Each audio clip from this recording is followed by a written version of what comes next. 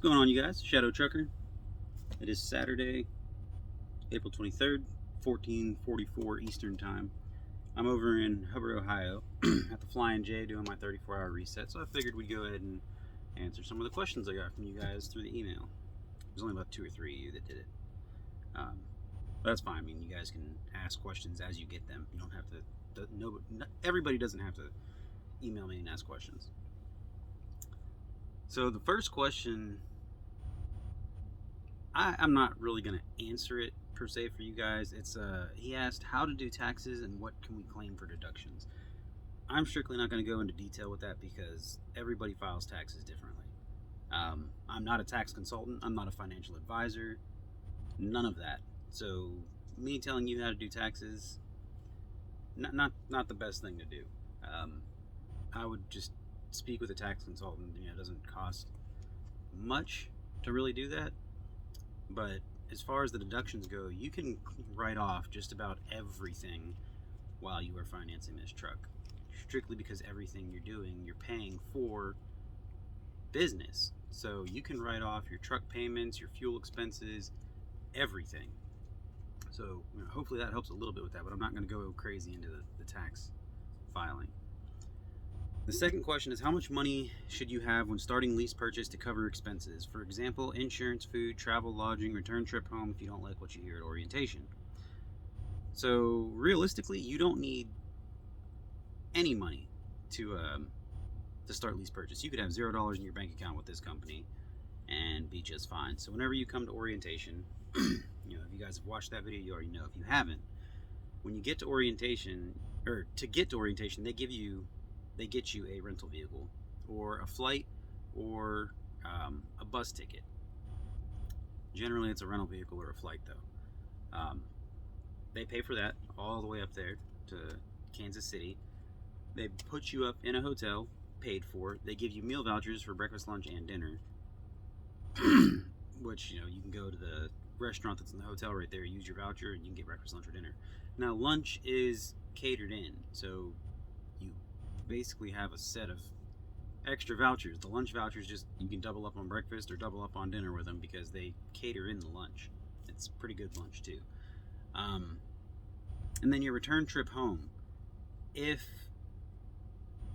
you don't like what you hear, they will send you back home. They do cover that unless they recently changed it, which I haven't heard anything about. Last I checked, they will pay for you to go back home, and I believe they send you back home on a bus. I don't think they give you a rental going back home. Not 100% on that though. And then insurance, if you mean health insurance, that's however much money you want to have for health insurance. That one's on you. It depends on where you're getting your health insurance. You can go on the marketplace now and find like really cheap health insurance if you're hurting for money and stuff like that. Now if you're talking vehicle insurance, you don't need money for that because it's all rolled into your payments. They have your ACC, OCC, they have your bobtail, all of that. They have all your insurance covered. It's all rolled into your payments. You'll see it all when you get there. Now it is always good to have money. So like if you're thinking something's really going to go wrong, bring $1,000 with you. You could get away probably with having like $200 or $300 going to orientation. Like if they decide not to send you back home, you can get a bus ticket for $200, $300 and go pretty much wherever, and that's paid for. So yeah, you don't really need money to start out lease purchase. And like I told you guys, the very first paycheck, they don't pull your truck payment or any of your escrow account payments that very first week.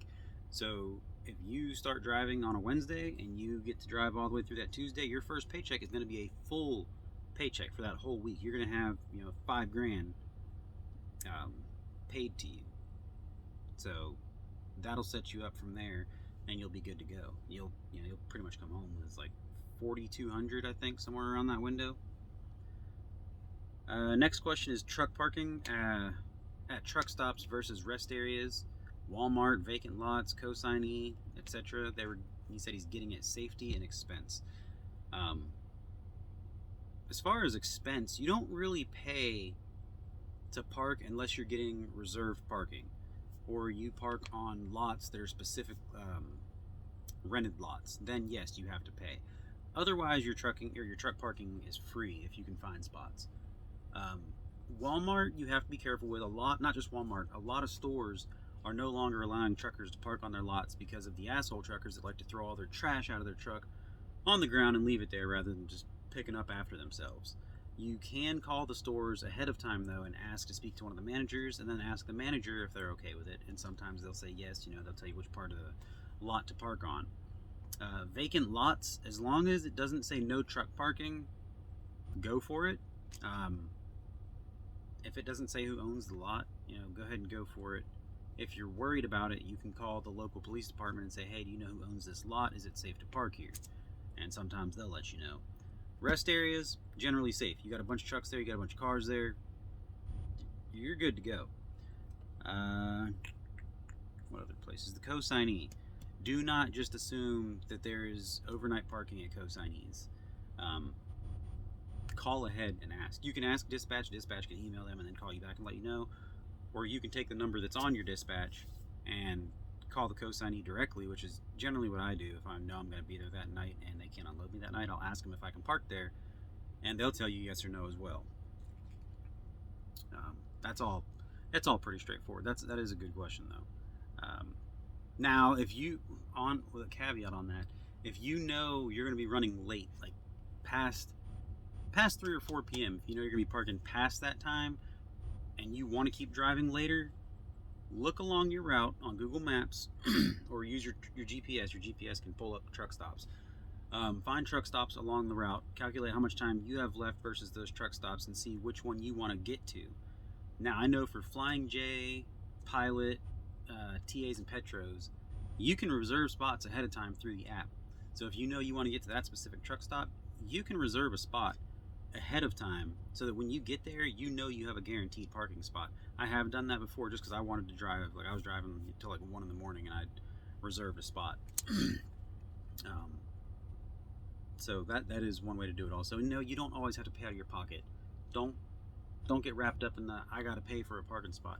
Whenever you get fuel or you're buying stuff in these stores, you have your rewards cards and it builds points on them. So as long as you're going to stay at one of those places, you can just use your points to pay for the parking spot rather than paying out of your pocket.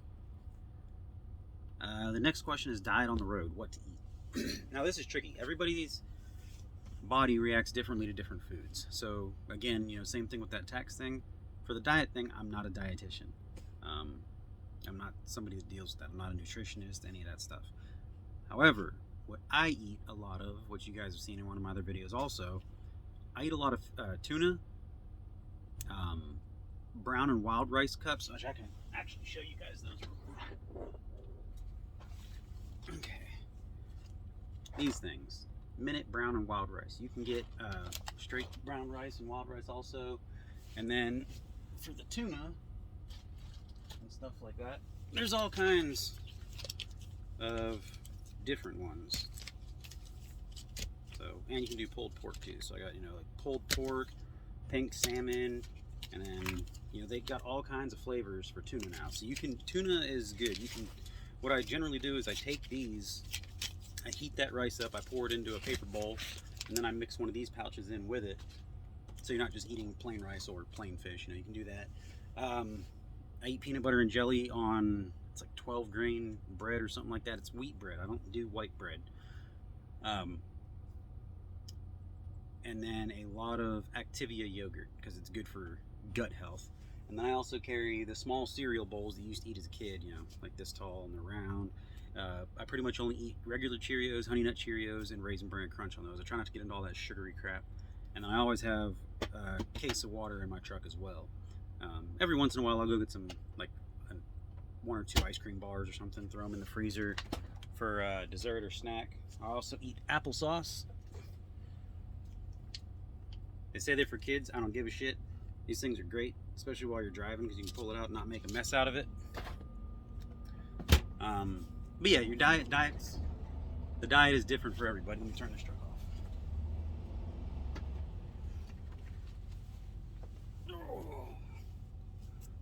Okay. What is it? The next one is, can you make more than $1,200 to $1,400 per week? Absolutely. It all depends on how many miles you guys run and how you do your fueling. I'm going to say that every single time. That answer is always going to be the same. You can definitely make more than 12 to 1400. So there's like the Mizcan loads. All of them are somewhere between 5 and 700 miles, pretty much. There are a few that are 400 something miles. So if you're doing the one from Owensboro over to PA, that's like 600 something miles. So if you go up 600, back, up, back, you could do, I think, 6 runs. Yeah, 6 runs, because they're about 10 hours each. So you could do 6 runs in a week. That's 3,600 miles. That's pretty good. My calculator's on my phone. See if I can pull my other one up. But yeah, you could definitely make a lot more doing it that way. And then the last question was, can you get home every 10 to 14 days and have 2 to 3 days off, or home once per week? Once per week is going to be tricky. There are some accounts that they do let you do it on. I know one of them was Tractor Supply there, which I think they might be going back to that one for the one, and that's out of, I want to say the one for that's out of Nashville. They do have some other accounts though where you can do that. Whenever you're talking to your recruiter, ask them about it, and they will let you know what they have, and if it's available in your area.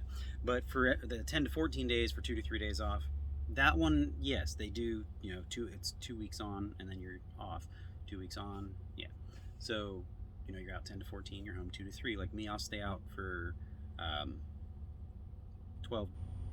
11 days, and on that 12th day I do like half the day, I go home, and then I'm off that half the day the next 2 days, and then I go back to work the next day. So like me, I'm usually home Thursday afternoon, off Friday and Saturday, and I leave back out on Sunday morning. Now you can also extend that. Like, you can take more time off. Again, you are lease purchase, you're kind of in control of your schedule, but you have to make sure you always make enough money to pay for your expenses for this truck, especially if you're on the fixed plan, which is where that personal escrow comes into account. The one I told you guys about, that will save your ass a lot. And then you can also, with another caveat for this time on, time off thing, you can take pretty much as many vacations as you want. You just work long enough to have the money for that, and you're good. So like me, whenever I just took that 1 week off to go visit my dad since he's deploying, I just worked for a month straight, and then I took 10 days off. So you can accumulate your days. Like, so if you're doing 2 to 3 days off, let's say you're doing 3 days off a week, 4 weeks, that's 12 days.